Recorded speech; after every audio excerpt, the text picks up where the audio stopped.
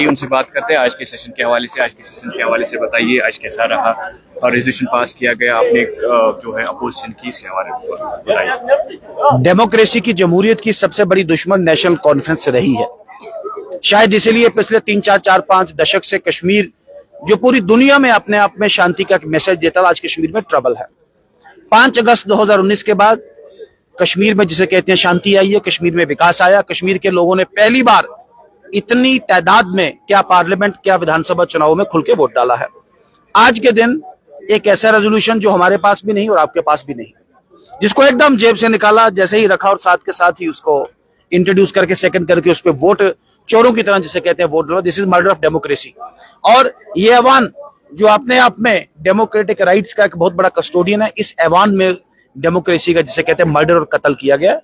और विषय क्या है, आप सबके ध्यान में ले, जो स्पीकर साहब अपने आप को कस्टोडियन ऑफ द हाउस कहते हैं, ऐसा विषय जिसपे पार्लियामेंट ऑलरेडी अपना कानून बना चुकी है, ऐसा विषय जिसपे सुप्रीम कोर्ट की कॉन्स्टिट्यूशन बेंच अपना ओपिनियन दे चुकी है, ऐसा विषय जो असेंबली रूल्स ऑफ प्रोसीजर के मुताबिक असेंबली में ना टेबल हो सकता है ना डिस्कस हो सकता है, ऐसे विषय को लेकर आज स्पीकर महोदय ने रेजोल्यूशन पास करके कश्मीर की आवाम में धूल झोंकने का जो काम किया है, मुझे लगता है एक्सपोज हो गए हैं कश्मीर की आवाम के सामने।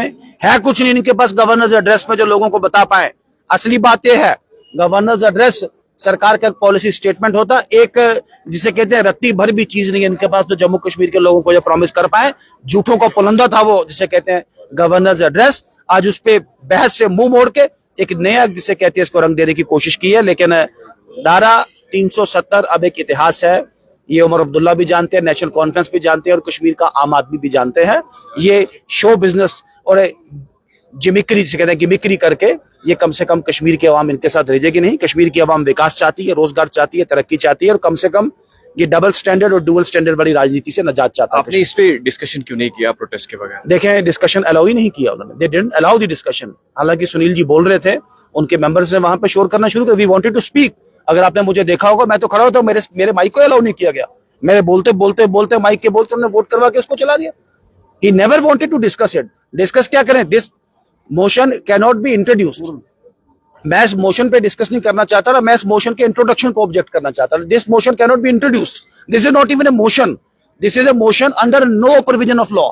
There is no provision of law, no provision of, जिसे कहते हैं, constitution, no provision of the assembly rules of procedure which permits tabling of such a resolution in such a hush and hush manner with no sense, no justification, no rationale. It is just provoked, it is just prodded by very, very menial considerations of just throwing the dust in the eyes of the Kashmiri people, which they have been doing.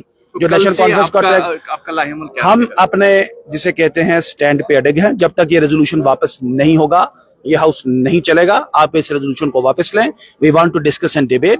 Governors address पे बहस करना चाहते हैं, discuss करना चाहते हैं, debate करना चाहते हैं। 26.60% लोगों ने हमें वोट दिया है। 23% लेने वाले, वोट लेने वाले, जिसे कहते हैं, आज ये हुकूमत में जाके आज नंबर्स गेम में करके ये तमाशा नहीं करेंगे, चलेगा नहीं, ये गैंग चलेगा नहीं। जम्मू कश्मीर में विकास होगा, तरक्की होगी और जम्मू कश्मीर आहिस्ता आहिस्ता तरक्की की राह पे चलेगा। ये नारेबाजी, स्लोगनबाजी, बंदरबाजी चलेगी नहीं। क्या आप नो कॉन्फिडेंस मोशन मूव करेंगे? हम जो आप कह रहे हैं इससे 2 कदम आगे भी जाएंगे। कोई ऐसी बात नहीं, ईंट से ईंट बजा देंगे सरकार की। लेकिन फिलहाल हमारा जो विषय है कल तक यही है कि फिलहाल ये अपने मोशन को वापस लें और उसके बाद हम हाउस को फंक्शन करना। Thank you.